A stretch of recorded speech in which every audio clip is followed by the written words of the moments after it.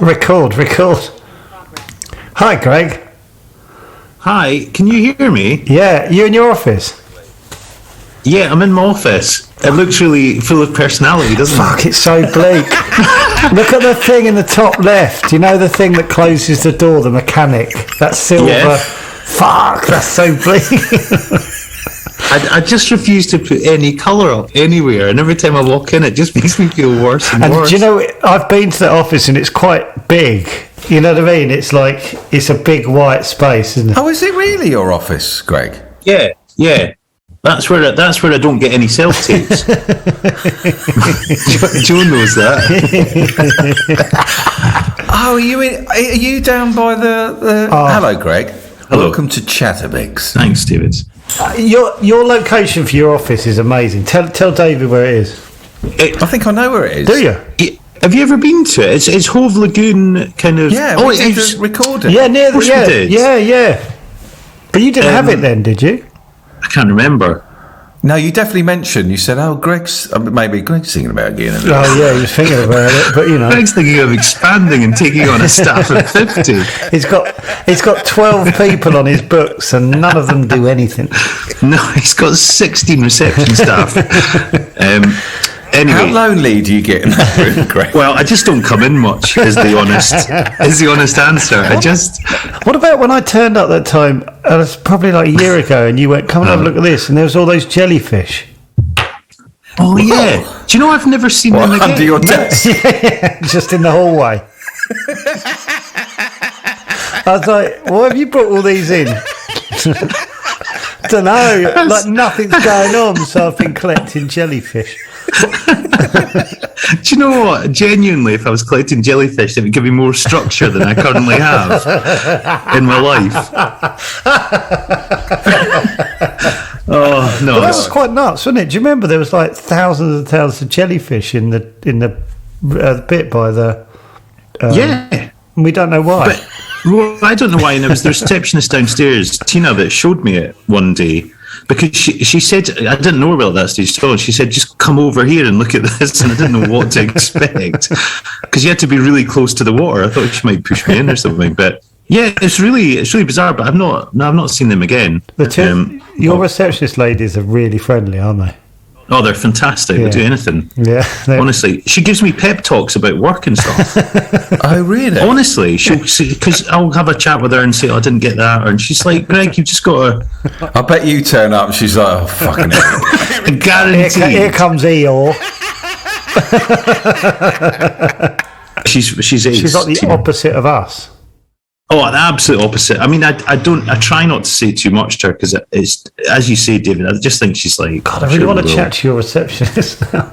They won't pop up, will they, by any chance, do you think?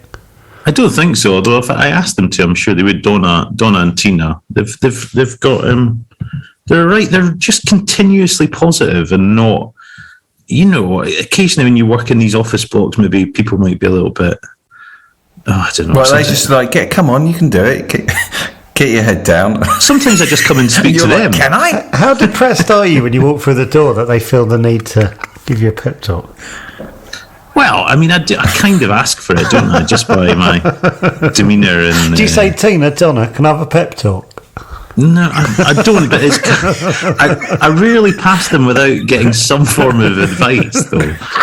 So it's almost like I don't ask for a pep talk, but we all, well, I say we all, they're totally fine. It's just me going, oh God. Yeah. No, they're totally ace. They're totally ace. What do you do in your office, Greg? How dare you? How dare you ask such personal questions? Because we've been thinking about this for hours. Look, I've got a whiteboard behind me, and there's at least 3 very broad areas of titles. Yeah, I'm supposed to write, and I do a bit, but I got a knockback recently for an idea, and so that's kind of made me think I won't try anything again for years. Oh yeah, I know that feeling, mate. Yeah. Yeah, it's all pointless. How far did it go? Was it a long way down the line? Well, the treatment took me about 8 months to write, and that was only 1,000 words. So what does that average out at a day? 7.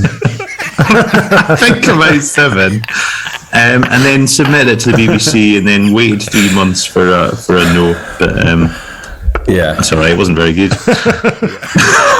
I didn't blame fair, them you're at doing all. 7 words a day, so Yeah, it kind of lacked, and also I wrote those 7 words on each line, so it was very long. did any of read. them join the next 7, or they No, all it was separate just thoughts? they were all separate basic pep talk ideas from Tina and Donna. So that I'd Donna received, says, so- Tina says, basically. yeah. No, I do use I use the office for self tapes and all the rest of it. So, is this recording, by the way? We're not started yet, have we? yeah. Oh, this is that all right? 100% in, yeah. All right, no, that's totally fine. Petra came down and helped you with the self-tape the other week, didn't she? Yeah, she did, and I've just had a recall for it. Oh, really? Oh, I'll tell her. Honestly, I'll tell her. in a Yes, minute. She read the other bits of dialogue. yeah. Wow. How was Right. she? Did you not think she could read, David, No, or something? I don't think I could relax enough with Petra to pretend to be Russian. I know. I couldn't No, do it. she was great. Petra was brilliant because she just came in and Did she give you a pep talk? No, what did? No, we didn't. No, we just went right into it, and she just said brilliantly at the very, very start, "I'm not going to do any acting," Sounds like David. and then we just got into it, and it turned out all right. Even if I don't get it, it was brilliant that she came in and helped me at short notice because I don't know what you were up to, Joe. You were away. I was away, doing- yeah. No, because something. you asked me, and it was on the day before, and I had I could have come down then, but you hadn't learnt it. Yeah, it was about 10 pages. That one you did the other day, literally. Is it okay to talk Are we about? going to go through all the ones I've not got? Yeah. But you were brilliant. But also, I was like, for an audition, you had Yeah. to learn so much. It was insane. It was so much. I was literally going, oh my God, like it's a lot if you had the part. You know what I mean? Because you did it all in one. Like it was like a really long scene. Or you did maybe 2 scenes. I was like, you wouldn't do all this in a day. You wouldn't be able to get through all this. It was so much. And I was like, and you're learning it in one go. Well, yeah, I'm not. I mean, it's so boring for people to hear about it, isn't it? I suppose, but Don't care. No, we don't care, mate.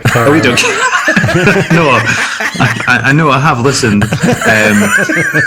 No, I love that Paul Gorton one, but yeah, auditions they're becoming more and more. You never used to get 10 pages of dialogue to learn, or I didn't. Certainly, but now that they just say, right, here's 10 pages of dialogue. Can you learn that for a few days' time and try and rope So in someone stressful. to? Well, it is stressful, but it's also, it's a job, and when you do, You just had a chat with people, Donna and Tina, haven't you? So exactly, but That's exactly what they said. yeah. You're just regurgitating what Donna. Tell us what you actually feel. Forget Donna and Tina in this moment. I want to hear what Greg thinks, not what Tina and Donna think. got to do Have it. you got when you do a self-tape, you got to learn. Have you got to learn it word by word? Can you Well, not there's- just do? There's 2 schools of thought on this. One is you can have the script in your hand and not learn it, and the other school of thought is, do you want the job or not? Because I don't believe anyone now, if you read off a page, is going to look at you seriously for a job, which I think can be a bit unfair. In the old days, you could do that in a room with a script if you had a big monster scene or something. But yours was these unfair days- to learn. Honestly, it was unfair. I genuinely went away going. So say 10 people are doing it. Say 9 people have gone. That's like 4 days of learning. It was a lot. That one That we was did too was much, to be 2 days or 3 days to learn that. Yeah. It was a monster, David. Honestly, it was like I was literally going. Well, fuck me. That's Well, the other thing I've got to say, like, and I'm not a casting director, but when I wrote Tank Commander and stuff, you know within. Oh, someone's heckling me. Yeah, they love that show. Yeah. Tina's. Yeah. Tina's a big fan. Say Tank Commander again, see if it Tank Commander, happens. Please. Aye, I'm going to put a honk in. aye. Just lots of hogs. But yeah, you know within a minute of or 2 minutes if You don't need someone's. 10 pages. You don't. I don't. I'd argue you don't, but I don't know. You just have to do it if you want to be seen for the jobs, I suppose. Well, fair play. I saw your little. Did you put the tweet up last week regarding going into character on your self-tape? And this guy saying, if you've got a headache, your character's got a headache when you do the self-tape. Yeah. Was that right? What? It was, because I was talking about whether I'd looked at this video about whether you should really explore character traits, or this video I'd seen had basically said that in order to do your best acting, you have to rely on your own personality, which puts me in major problems in so many ways for so many parts. So, there's this Hollywood school of going, you're only going to really ever be you. You can change little bits, but you're only ever going to be you. And so I was interested to see, do people really think you're only ever going to, ultimately, are you only ever going to be you? Or can you persuade other people that you're a very, very different character? Do you know what I mean? So, what about Michael Sheen as Brian Clough? I believed he was Brian Clough. Yeah. I've not seen it. have I just stopped the conversation? Have you not seen The Damned United? I haven't actually. I don't know. What about Tom Hanks? Just Tom Hanks all the time, isn't he? But that's what I mean. But he's utterly watchable and Sean Connery is only ever Michael Caine. Is only ever Michael Caine. Yeah, I watched Jaws: The Revenge last night. Did you? Yeah, Yeah, I watched Erin Brockovich. I watched Shetland. I watched Shetland episode 4, and it annoyed me. Oh no, episode 5, and I have to wait a week for the next one. God, I love Shetland. Do you? Yeah, I'm going to sound really bad, but I just love looking at the scenery and stuff, and it's quite. You can just eat a packet of crisps and watch it, and look. God, imagine living. I basically imagine. Do you eat crisps at night? No, I don't know. I don't know why I said crisps. It was just stupid. I said that. So you just enjoy watching Shetland, not for the crime element, just for the scenic. Yeah, sort not of. For the acting, I constantly just for the crisps and the views. I constantly go. Imagine waking up there. Whereas I'm watching, I go, imagine waking up there and just having that as your view. Because all the houses are on a lock. It's amazing. Sorry, I derailed it. No, not at all. No, not at all. Not at all. I just listened to. Can I ask a question about Michael Caine? What do you think of his acting? Of whose acting? Michael Caine. It's quite odd. I'm just wondering how he's. Because I was watching it going, he's quite strange, but he's had a fantastic career. Do you know, I've not watched a lot of Michael Caine's films. It sounds at the moment like I've never watched it. Apart from Erin Brockovich. And a bit of a clip of Deal or No Deal. But yeah, after listening to Paul Gorton. But I don't think there's a film where, I'm not going to say Michael Caine's not a good actor, but I've not really ever watched it, or become obsessed with any of these films. So, what do you think? The Italian Job, I love. Yeah, I've not watched that. Fucking hell. No, I haven't watched that. Okay, I'm going to go for the top 50 best films and see what? You're going to what? I want to see what films top. I had trouble with my wife, my baby girl. Chatting to each other. We're called chatterbox. Just a couple of guys. I had trouble with my wife, my baby girl. Chatting to each other. We're called chatterbox. Just a couple of guys.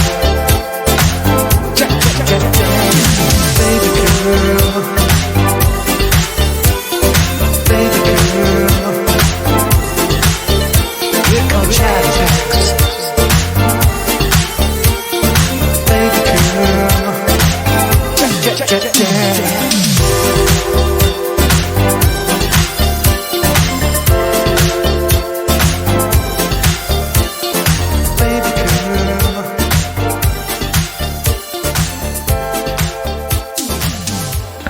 Greg, can I ask you a question about acting? Yeah.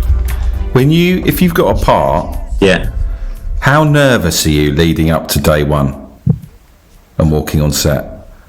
Because I got a part in the spring, and I had to go and see someone. I was getting so wound up about it. Really? Yeah. I don't. No, I don't. I kind of, once I've got the part, I'm looking forward to it generally.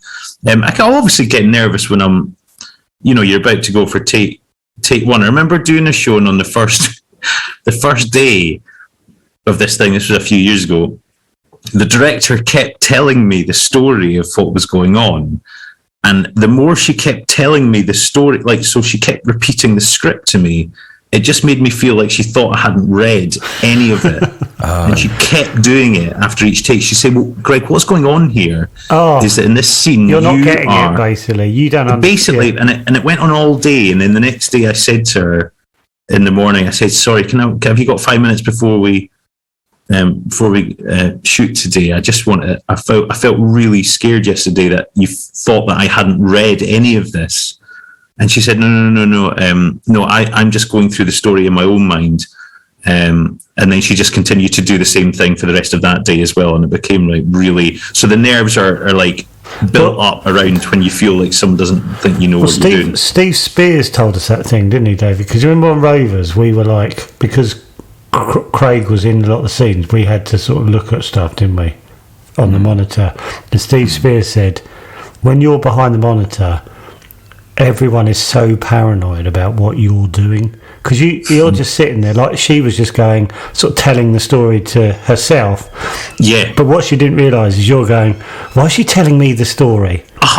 So me and David would sit there and not realising that if we were just sitting there, they were waiting for us to they were looking at us going, why are they just sitting there? Do they hate that take? And we'd just gone, that was good, wasn't it? And then going, God, I wonder what's happening now.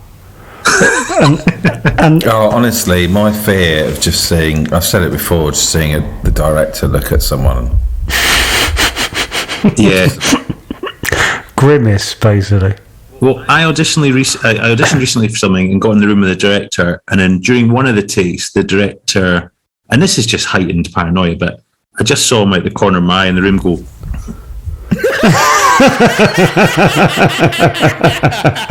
right? And it just made, I just interpreted that as he was really about to tear his hair out at what I was doing, but you don't know that. No. That might just be a quick moment of, right, okay, or it's got an itchy head or however. Or he's got a million other things, or he's just been told that the set's burnt down on another thing or something. You know what I mean? Like, it can be a million things. But it's always about you, isn't it? Not you, but one. Whenever someone's doing something like, you go, what have I done? What have I done that's fucking It's ruined? Not healthy. No. It's terrible. I mean, it's just but ridiculous. all actors have it, I think, because we've worked with people that are really experienced and stuff, and you go, oh shit, they think that as well. Yeah. It's mental. I rang up, before that job, I rang up like 5 or 6 people just for advice. Yeah, and everyone was just saying the same. I was like, oh, okay. What was it about that one, though? What was it about that job that made you... Was there a reason for it, or was it just... feel like I can't do it. Right. Yeah, just can't do it. Like, I don't know what I'm doing. No way. Even though they'd cast you, though, even though they'd chosen you. Do you know what? I hadn't even been, or they gave me the part. Oh, right, that's kind of tougher in a weird way. That is hard, because I thought they would go, oh, God, why's he doing that? I remember being on the way to something and going, and I'd just been given it, and I was like, I don't know how I'm gonna do it. I don't know what to do. I don't know what to do, because like, oh God, it's going to sound really wanky, but you have to have sort of some idea of how you're going to do the character. Yeah. And I was acting tip. Honestly, the masterclass is coming out again, isn't it? Yeah. Okay, guys, listen up. You're going to have some idea, just some idea of how you're going to do it. God, I hate when I sound like such a thickie. But they're stupid things. But I didn't have a clue how to do it, and I was in makeup, and I still didn't know. Been put into the costume, and I didn't know. And I remember what was this part? I really want to know and watch it. I'll tell you what it is. I'll text you. Well, Greg, I've got to talk. I've just suddenly remembered something. I've got to talk to you about Man vs. Bee. Oh yeah. I fucking loved it. It was a lot of fun. When the camera points at you doing your mowing, are you in a studio?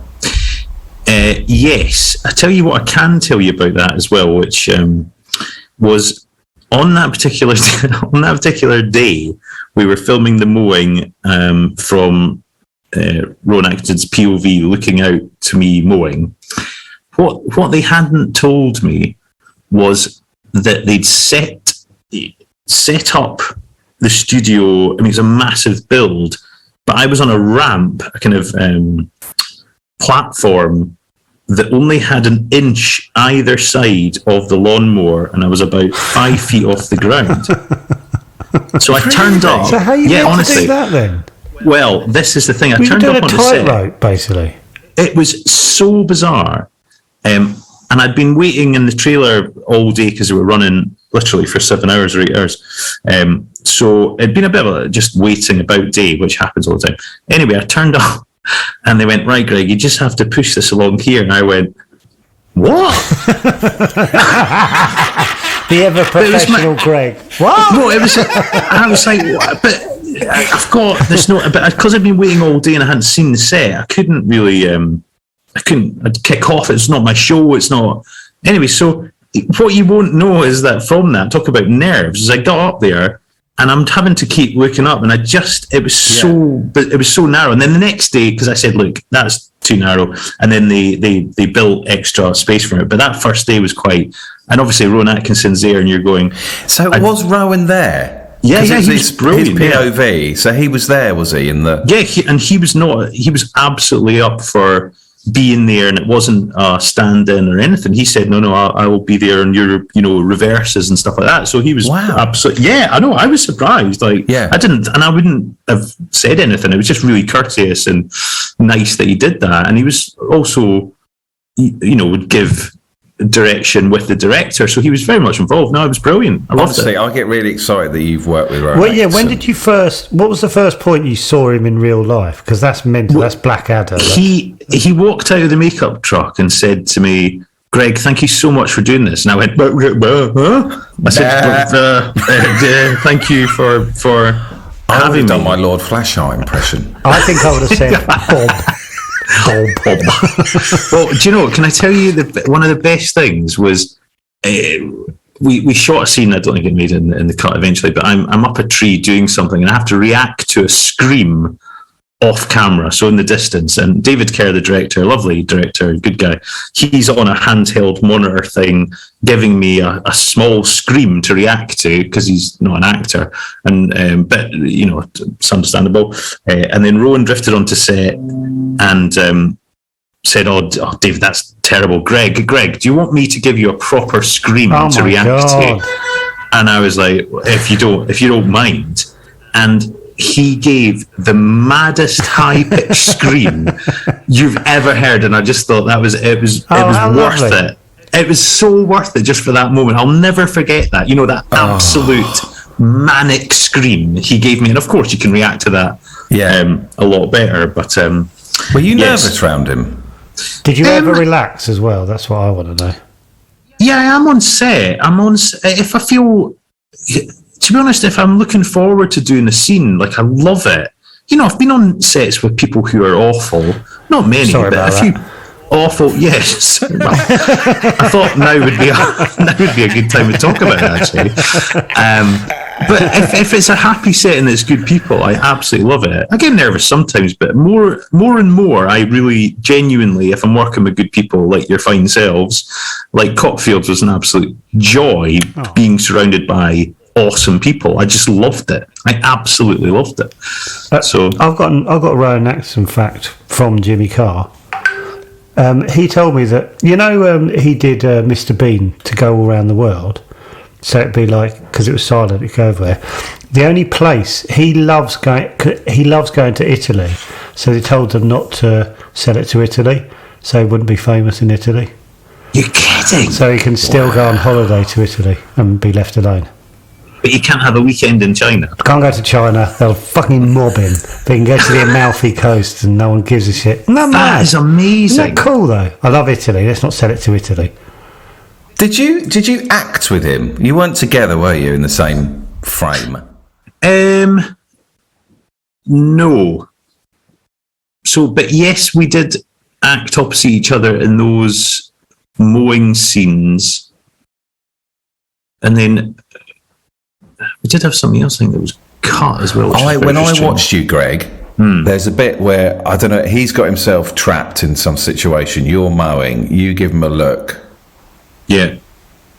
As in, what's he up to? Yeah. And then you mow. And I was thinking, right, if I was Greg there, how would I have played that? And I thought, shit, Greg made such a good decision there.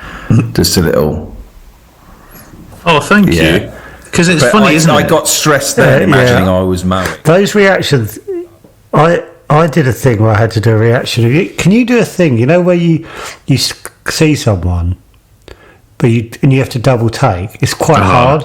It's really hard. And I did it on this thing, and I got lucky, and I know I got lucky because it's really.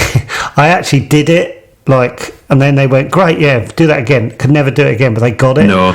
And that's where I was like, I had this panic over and over again, going, if I hadn't got lucky on that first one, what that day would have been like. No, we need you to.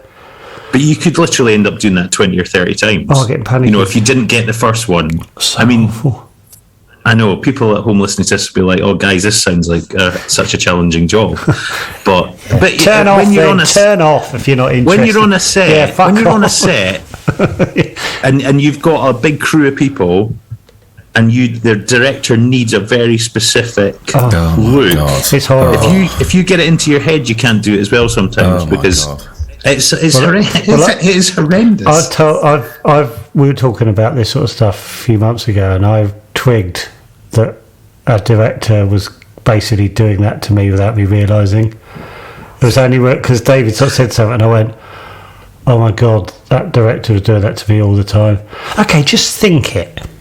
Just think one of those sort of notes. And I was like, okay, just think, of not realising what he was doing was going, what are you doing?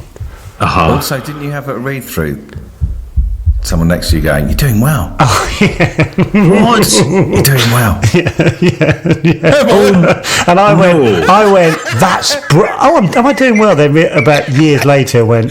No, that was basically. Well, you're here. Do you know? I had a guy say to me, the read through the A word. People involved in the A word don't remember this. A guy said to me in the A word. He said, "And are you reading in for Eddie today?" I was the character. I was playing Eddie. Are you a stand-in, basically? I was the stand-in. When's the real guy coming, basically? That's what he said. And then when we arrived onto the set, there was this beautiful house in the Lake District where we were based out of. One of the other actresses says, "And do you own the house?" I'm like, "No, I'm in this. I'm in this show. I'm actually in this show." David, do you remember that guy? I won't say it is, and I know it was a joke, but said, "Oh, is that how you're going to play it?" Oh, to me? Yeah. Oh.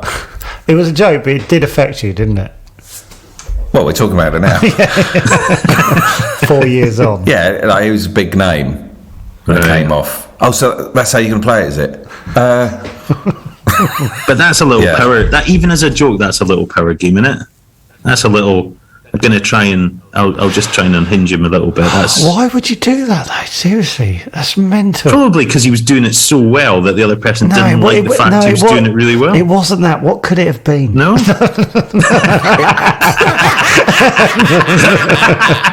Do you know what? You're right. It wasn't that. No, I think it was genuinely. That's awful. But I'm just going to turn it. No, it was. It was crap. You know, I had a director say to me once, this was my first TV job, actually. I'll never, because talk about making me nervous. It was a scene where I'd just found out someone was dying. And so we did the first take, and he wandered over to me really quietly, and he said, "Are you nervous?" And I said, no, I feel all right. He went, "Okay, it's just that it's reading on camera like you are nervous. Okay, let's go again." You're like, so I'm not nervous, but I look nervous. I was watching Have you seen Man vs. BJ? No, I haven't. No, I must now. Honestly, we devoured it in an afternoon. Oh wow! I bloody loved it, and but I just kept watching it going, because Tom Basden's in it. Oh, is it? Yeah. It's like I can't imagine doing a scene. The door opens and Rowan Atkinson's doing his thing, and I'll just be going, "It's Rowan Atkinson doing his thing."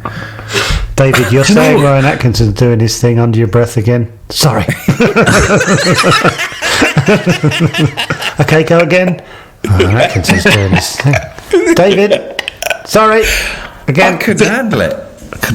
Like Gregor Fisher, obviously, in Cockfields, is that years back, I got to do a Rabsy Nesbitt, and I was pretty young.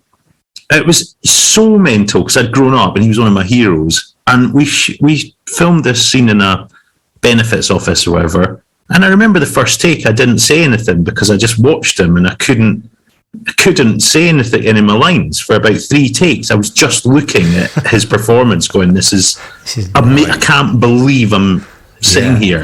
Yeah. So it is, like Tom and Rowan. But Rowan Atkinson, I just found, I'm sure Tom would say the same. He was just very welcoming, which puts you at ease. God, you for you hope to hear things like that, don't you? You really do, because you just don't know, do you? You don't know what you're going to get, especially with someone who's he's an enigma, isn't he? Yeah, because you go, yeah. I don't know anyone who knows Rowan Atkinson. He's like, he lives on a almost different planet, doesn't he?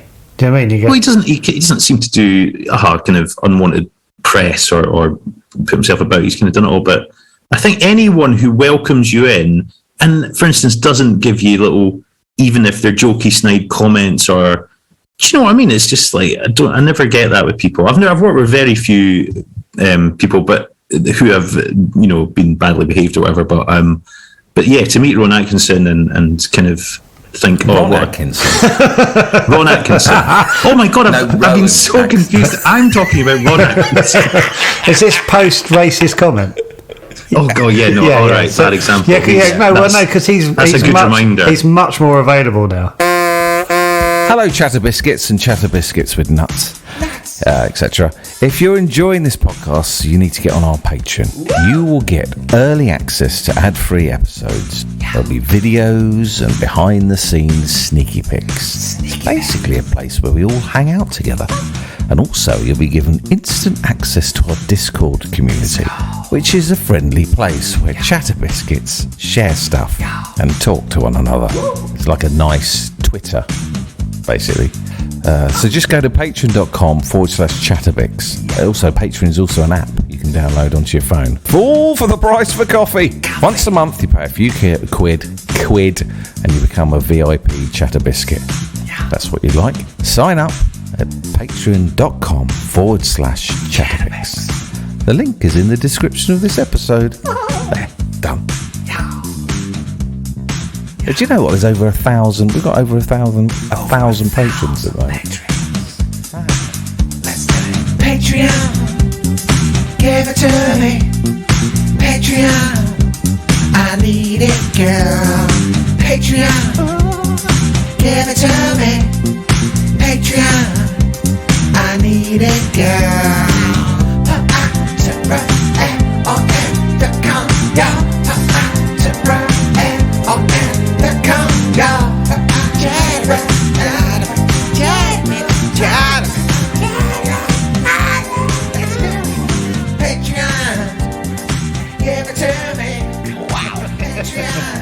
I don't know, I was literally Googling it for that very reason. I want you to tell David all about the Hydro gig. Oh, really? Because I remember where we were when you told me you were doing it. Yeah. And a level of anxiety never left me. No, I remember you told me straight away. Oh, we were in a pub in Hove, was the Red Lion. I think it's like the... I can't remember what it's called, but in you said... Yeah, I can't remember what it's called. And we were in the garden bit, and it was in the afternoon, and you went... And you'd sort of agreed to do it months before, and you told me... Yeah. Agreed to do what? Well, you told me you're doing this thing, and you told me it was like 14 months away, Yeah. And every time I thought about you, I got anxious from that point onwards. So God knows what. So explain to David what was going on, because it blew my mind, this. Basically, I agreed to do a live show of Gary Tank Commander at a venue called the Hydro in Glasgow, which holds 12,000 people. And Gary Tank Commander's sitcom you did. Sitcom I did in Scotland. It's a brilliant character. It's well, adored in Scotland, isn't it? Yeah, it did really well, and a big kind of fan base. And then this opportunity came up, and I said yes to it. And I remember, it's great, isn't it? When you think about people, though. Yeah, but it's really exciting when you think about the prospect. And then no, it isn't. Well, no, it isn't. It's not. And in retrospect, well, it is terrifying. And what made it a lot worse, long kind of story short, was 3 months after I agreed to do it, I broke my ankle, and I broke the tibia and fibia and needed an operation to put the ankle back together. And it gave me 7 months to rehab the ankle to do this show at the Hydro. And I had to write it on top of having broken the ankle so badly that the team at the UCLH in London said, yeah, don't have massive expectations for how much use you're going to have of the ankle, because you've splintered the ankle so badly. So on top of agreeing to do that show, I broke the ankle. Then I had to write it. Didn't know what I was going to write about. We put the show on sale. Sales went quite well, but not well enough. So we had to do loads of press and come up with loads of ideas on top of me writing it, on top of me being in a cast for 4 months. But when you were offered it, Greg, though, you hadn't written a word at this point of it, had you? No. So you booked it. How long did it take you to go, yeah, I'll do that? Well, we kind of had a very small window, so I had to agree to it in a week. Otherwise, we were going to lose the placement in the venue, because it's such a big, busy venue. Everything about it makes me feel sick. They go, so you go, I haven't got enough time for this to sink in for me to give a rational answer. I've got to do I've got 5 days to choose whether to do this enormous thing that I might regret I've agreed to, or turn down this enormous thing that I might regret I've turned down. Well, also, it wasn't quite straightforward because Mick Perrin, who produced it, who's a brilliant live comedy producer based in Brighton, actually. Mick had produced my earlier show in Edinburgh 10 years before that, where I played to 40 people. I remember that. So I felt indebted to Mick, and then when Mick was willing to take on the financial burden of the show, because the producer takes the risk. Oh, do they? I didn't know that. Yeah, so when I said yes, I then had... it's Mick is a producer who knows his stuff. He's toured all the big guys and ladies of the comedy world. But it adds another dimension on top of the broken ankle, Mick laying out a huge amount of money, the venue pressure, all of it. And then 2 hours, I had to write a 2 hour show, and it had to be just in a little office like you're in now on your own. I was doing a desk share, except I sat opposite this lady who kept wanting to chat to me, and it drove me to the point where I only worked at weekends because I couldn't sit opposite this lady anymore. But it was mad. Did you have previews? This is the bit that I feel I want. No, we had no previews, and just because your ankle and stuff, wasn't it? You could. Well, no, it was cost. We couldn't afford the actors' time. Oh, that's right. To do previews, because they were all involved in TV shows. We couldn't buy them out of them. We couldn't. It was availability and cost. But the maddest thing was, right, because I managed to build up my ankle back to a level that I could, do the show. Given how bad the break was, it took a long time. And then a month before the show was due to start in October, right, a month before it, I'd been doing so much physio, the ankle started to really, really hurt, like properly hurt, to the point that I was like, nah, there's something not right. So I went back to the consultant surgeon guy I'd seen. He saw me, x-rayed it, and said, yeah, unfortunately, what you've done is you've snapped the main metal pin, the lateral pin that holds the structure of your ankle together. We'll need to get that out of your ankle. I said, well, I can't really do that. I've got a show. You went, well, that's all right. You'll just need to cancel the show. You've got a bit of metal wiggling about in your foot. And I was like, mate, I cannot cancel this show. I want to cancel this show. I want to cancel everything. I want to cancel everything right now. But on top of that, this was the best throwaway comment you've ever heard from a consultant who's looking at your x-ray. He said to me, and are you managing your diabetes? And I went, what?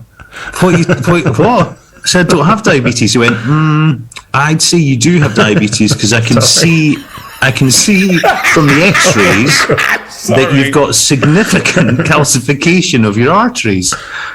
And I was like, God. Oh, I mean, it was the maddest thing ever. And I said, I don't have diabetes. He said, oh, that's fine. I'll do a pinprick test just now to tell you if you've got diabetes. So you imagine where my heart rate is at with this snapped pin show in a month's time, and I now I've got fucking diabetes. And you haven't tested the show.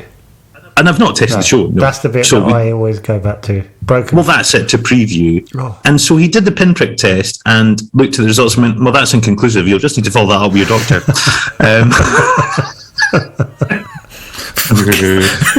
Anyway, so... Have you got diabetes? No, I don't have diabetes. Oh, right.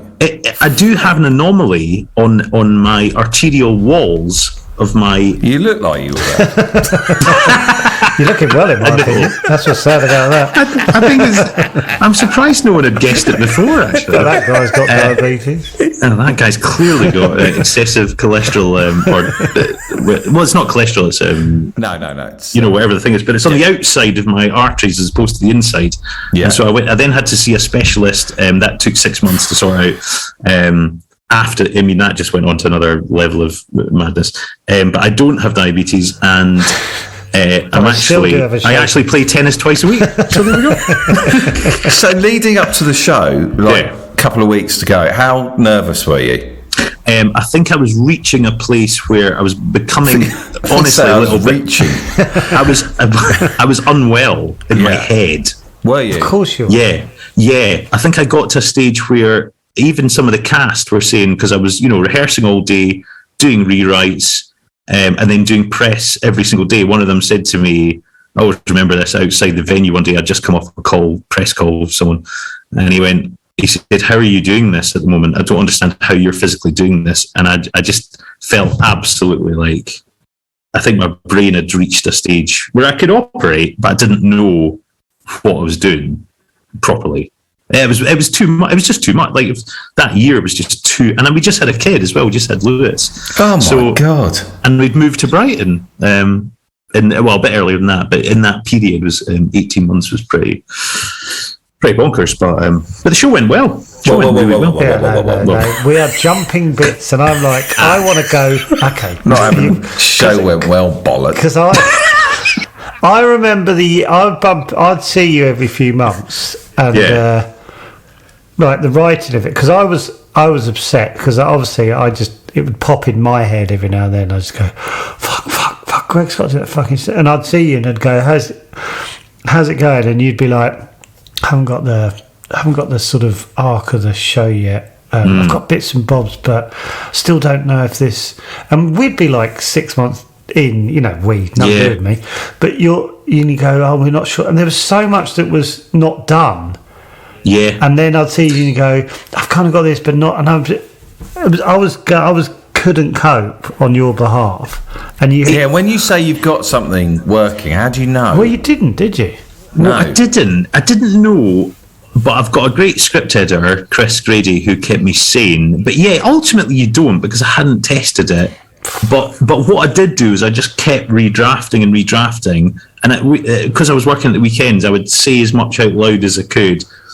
And then we did have read-throughs. We had a read-through, we had 2 read-throughs, one in the summer and then one before we started rehearsals, where I could at least hear it in the room. But not in front of an audience? No, nothing was in front of an audience. Because Lee Mack, for Not Going Out, does like a theatre in Chiswick, and like he just reads the whole script with stage directions and and I was like, fuck, I get that.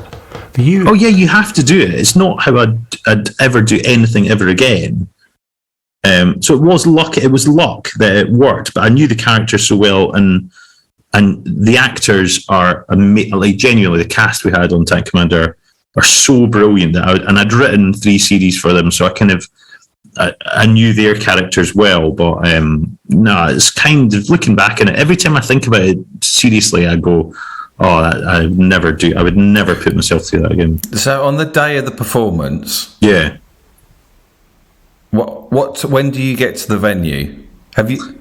But how big is the venue? 14,000. Well, we had it set up for 10, I think 10,000. And did you did more than one night, didn't you? Yeah, we did 3 nights, and I took a video of the day we first walked into the venue. So we had to take it, obviously.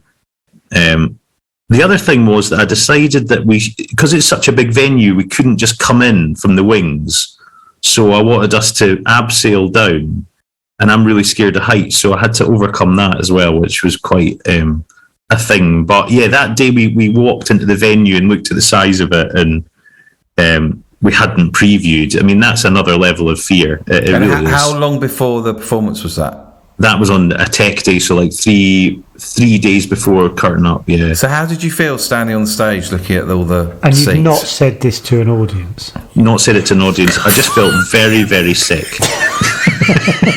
And my ankle hurt. And I thought I had diabetes. And you got a newborn.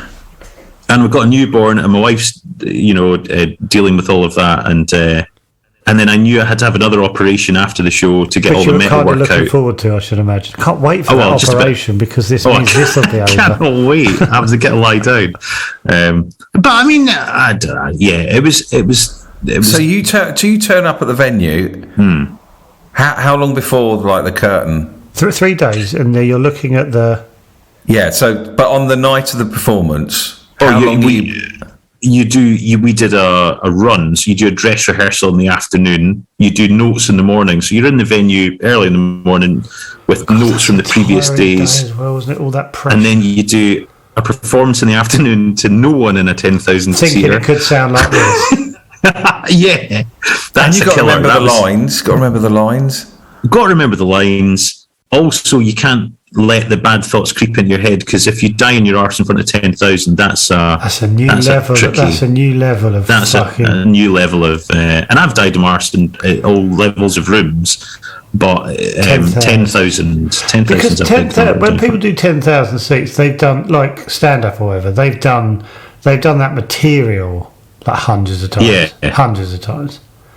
And this was the stage show, so part of me, I think, got into my head that it was actually more like a dramatic piece of theatre. So you were lying to yourself, basically. Yeah, massively. But in the end, what was it like leading up to you're waiting on the wings? Yeah, like an hour before, 10 minutes before. Yeah. What's all that like? Could you hear all the? Yeah. Well, I wouldn't go out. God, I fucking hate this in my head. I wouldn't go out. The other cast were all comfortable looking out and seeing it fill up. So Stuart, who played Sergeant Thompson, Stuart Bowman, brilliant actor, he was really up for just watching it fill up. And I couldn't do that because I was just scared that no one was going to be there. So actually, I looked out, obviously, when we had to set for the show, but then I could have been sick, it was one of those. But then by that point, you've become, when this is the massive difference between stand-up and doing either sketch, as you guys know, or you're doing a character, as you've done, obviously both of you have done a lot, is that it takes away that standing on your own as Greg McHugh doing observational stand-up about people on buses or whatever shit I used to do, that would be, I couldn't do that. Whereas if I go out as Gary and style it out because he's not bothered about stuff, it does take an edge away. And when you've got your cast around you going, look, we're gonna make this brilliant and fun, then it's not as bad as, I mean, I don't know how Kevin does it, Kim Bridges and John Bishop and McIntyre going out on your own and 10,000 or 15. But they have done, for me, they go, this bit of material I'm about to say has made people laugh every night for 50 nights. You are saying stuff.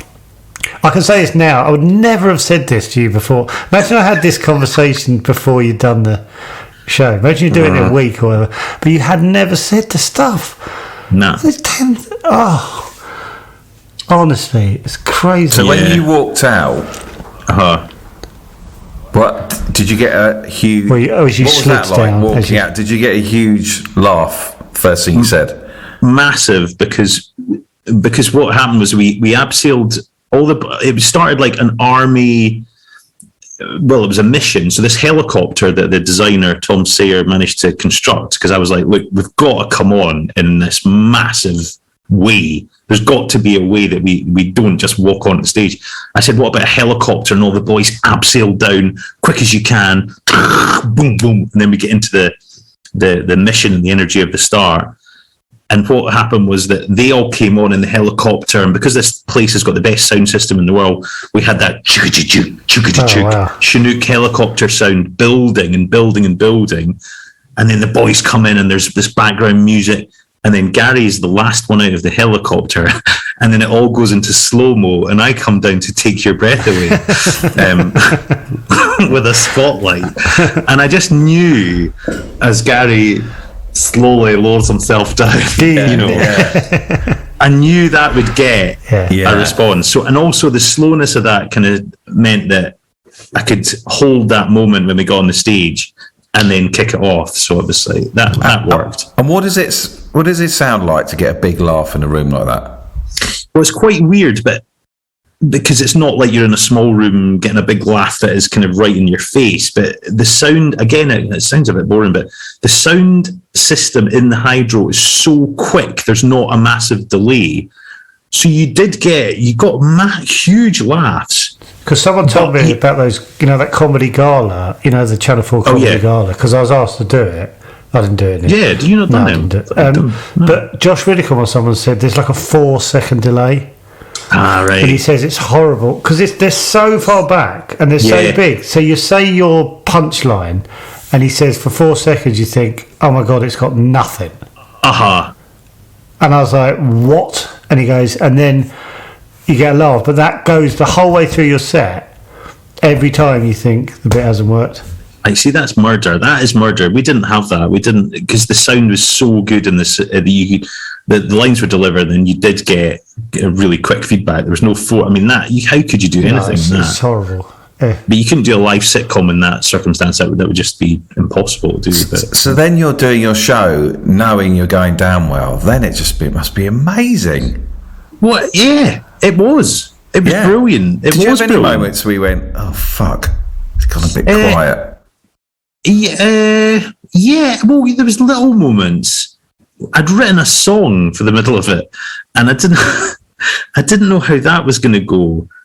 But actually, that ended up being a bit of a highlight. That was the freedom of doing the stage show as well, was to chuck in really random big moments. So Gary had a dream sequence that was live where Sergeant Thompson, who's always had this very odd relationship with, he comes in hot pants and a kind of crop top, and Gary ends up just having this weird conversation with him as there's this theme tune for the Elephants March is playing in the background. And there was moments on the first night I remember thinking, oh man, this might just be the audience going, what the fuck is this? This is too far. But it didn't. It seemed to just work in the madness. What about the second night? So you've done the first night. Second's hard. Second's hard. I thought you'd be like, second's hard. So do you crash? Did you crash after the first? I think the adrenaline, I personally crashed on the second, and then the third was great. But the second night, you start to slightly second guess. I don't know if you've had that. Yeah. But the adrenaline of the first night and the audience in the first night are like, this together, is all new. Sort of thing, together, seeing this. And then the second night was good, but I remember thinking I wasn't on form. I was a bit slow. I was a bit... a good reaction still, though. Yeah, well, it seemed to. Yeah. I mean, we got... Well, you would know, like, if you'd gone, fucking hell, it's like a completely different show, like, as in the reaction, but it was similar sort of reaction. No, I think all 3 nights where people just really wanted to see it, just see the sitcom in a live setting. Gary on his own wouldn't have been as interesting. I used to do a bit of stand-up as Gary, and it can sustain for a little bit, but no, you needed a big... stage show and the other characters that really bring him out, kind of thing. But it's also weird if you've done all that hard work, and not that saying you should have done more, but was it almost like, fuck, now I've done it, could you do like Aberdeen and Edinburgh? Well, that we did have that discussion, but the economies of scale just didn't work because it was only that the stage was designed in a certain way that for that size of venue, and it's the only size of venue that could hold it in that way.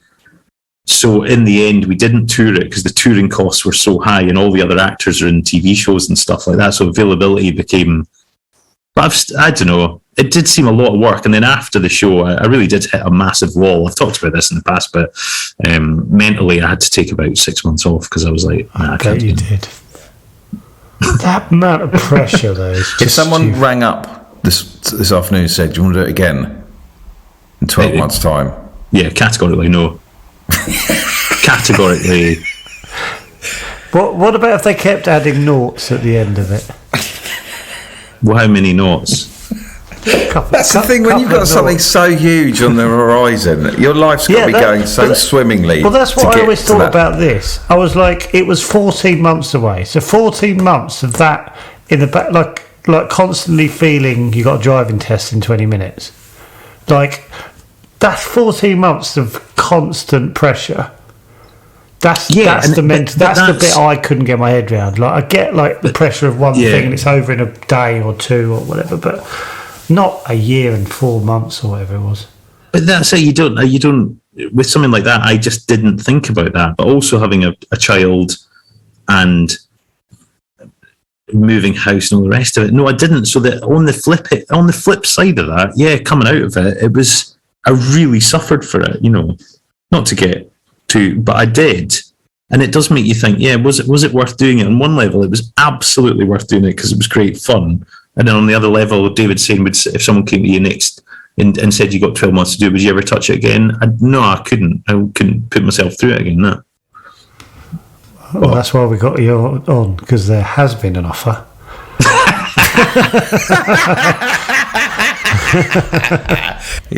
And he's got a cheque for like three times the money you were offered last time. Just leave that there. Man. Do you know, even you saying that as an option just makes me so nervous. I can sick. see you were going a bit. Stop now. Oh God. Yeah. Just ripping it up. I've just ripped the check up. It's fine. Oh, flipping out. David, you're talking about if you're on a TV set getting nervous. Would you be more nervous on a TV than doing live? Yeah. Really? Yeah. Way more. Way more? God. Yeah. I wouldn't have thought that. Because I'm in control of my thing, and if I die, it's the responsibility, is it? It's ruining someone else's project. So it's the responsibility of someone else's thing. Because I rang someone up who we all know to get some advice, and he said, I never think about that, but I worry about my own projects. When I do someone else, I couldn't give a shit. I'm the other way round. Right. I don't want them going, this bloke's shit. I've been spent 12 months writing this. Yeah. God, it's really interesting, that. Fuck, yeah. Yeah, I wouldn't have thought that. But I really just realised that's what the problem is. It's like letting someone else down. Letting yourself down is like, you can deal with that. Because that mental battle, you know you're going to win. Because you just go, whatever. But then someone else's... My own thing, I'm like, well... You've only affected yourself. Yeah, I've only affected me, and it's... Yeah. That's funny. Well... And I've experienced... I've had some terrible time. Well, we all have, but I sort of know... we put you through one of yours, didn't we? Yeah, exactly, when I was sacked. We did... we got the producer on of a show that David was sacked from. In fact, we've got a meeting with them tomorrow. Oh, yeah. And he's on. One of them's on it. No! Is he? Yeah, I think so. Well, he's in the email. Oh, Neil. Of course he is. Neil Webster. No, Peter. Oh, Peter, yes. Yeah, so he witnessed it. Yeah, I'd listened to that one. It was excruciating, but honest. He's such a lovely man as well. And he's such a lovely man. So, do you know what? I'm with him.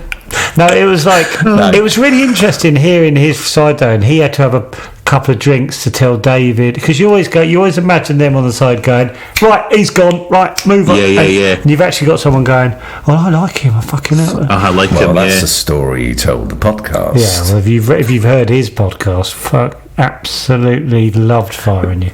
No, you can tell he's... Oh, it's genuine. It was Oh, genuine. my God. Honestly, Greg, it's first thing I'd ever done. I was so out of my depth. It was just horrendous. There's no way I was doing winks to them, though, after my lines. Was it the broadcaster? Did you say it was? Was it someone who came into the rehearsal room? All the Channel 4 execs came in, and then it was that night that they said, well, he's not to be involved. fair to Neil and that lot, they didn't want David out. Well, no, I think they probably did. Well, what I love about that... Well, we'll ask Peter tomorrow in the meeting. What I love about that whole thing is you saying you were having your Midas touch month. Do you remember? Everything I was touching was turning to gold. Audition, got it. Audition, got it. Inspector Linley, got it. Spoons, got it. Yeah. BBC Radio 4, Vostok, got it. Never to be repeated again. Isn't it easy? What was it? You got the Ricky thing as well. Got it. Sure I did. Didn't you say that one when you got to the point where your agent would phone you up and go, you got it? You went, yeah, probably did. Yeah, I get it. Yeah, cool. Yeah, I think that was Inspector Linley. You got it. Yeah. I would have done, yeah. There's really no need to call me, to be fair, but... Just send me the dates. Before I've gone. I don't think I've ever had that face. Amazing. Well, thank you, Greg. That was so much fun. Thanks. I feel like I've wittered on, but no, you haven't. It's so good. I always, when I think about your story, I need a little 5 minutes to. So God knows what you're. I'm probably going to have a cry after this. Greg, this behind, I've hit a wall. Have you? Of that. Oh, massively. When you said that, I'm absolutely going through it. I don't know. I'm seeing someone at the moment, and good. Yeah, I went to see someone, and I told them stage by stage what happened in 18 months prior. She said, "Can you go through, the last 18 months?" And this brilliant therapist said, "If you'd told me one of these things, I would understand you being here. But you've told me 5 massive events. So." Good. I'm glad you are. Genuinely, though, I'm glad you're speaking to someone because I presume it's helping. It's not Tina, is it? No, it's Donna. She's got a little place in Hove by the lagoon. I once spoke to... Can I just say this really quickly? I once met a guy in Victoria Station and I was having a pint and he joined me at this table and we sat down and we ended up talking about he had bipolar disorder and his mum and dad had always...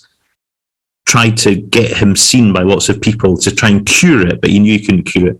Anyway, we started chatting about stuff, and his analogy for his episodes of bipolar certainly were where the brain is a sponge, and when it fills up too much, the water leaks out the sides. And I thought there was something really brilliant about that analogy of when you just take too much on, and these little droplets come out, and that's your time to kind of. I'm not saying you've got bipolar, and I'm not saying that's a general thing, but just the analogy of when your brain just fills up too much and then it drips out the sides. That's exactly what I'm craving now is just simplicity. Yeah. Well, that's it. Yeah. I just remembered we had COVID together. Oh, that's right, we did. What? We were sort of soothing one another. I thought you got it helping together. each other. No, we did Twitter DMs over where you were at. Greg, that was really helpful for me. When did I can't remember? Well, exact same week. Yeah, same week. Did you have it after me or before me, David? I can't remember if you. After. I don't. Oh, you had it when you were away, didn't you? Or when I was filming, yeah. Oh my god. Oh, that's right, because you had to go on the set. Oh my god. Yeah. That's it. Because when I got the negative result, they were like, right, in the car, go. What? Fucking hell, I still feel a bit shit. I remember that now. Yeah. Yeah, it takes weeks after it. But yeah. But I was... Greg, how are you feeling today? Because Greg. I had corona... Was it corona? No, sorry. Not, what's the... norovirus. And we got it... Me and my friend Sophie got it off the same person. And she was an hour ahead of me. So she was texting me going, just to let you know, it's going to come out the other end in about an hour. And then I'd be like, and she said, and then she goes, I'm just going through like an hour where I feel fine. And then I was literally an hour behind her. It was so weird. So I constantly knew what was coming. She said, now I'm throwing up. And Petra would, I'd be like, I'm going to throw up in an hour. The vomit forecast. Greg McHugh. Me and my other half say we're all doing well. We're all doing well, guys. We're all doing well. We're all right. Nailing it. Right, take care. Thank you for having me. Absolute superstar. Thank you, mate. Cheers mate. Bye. Bye. Bye. Bye.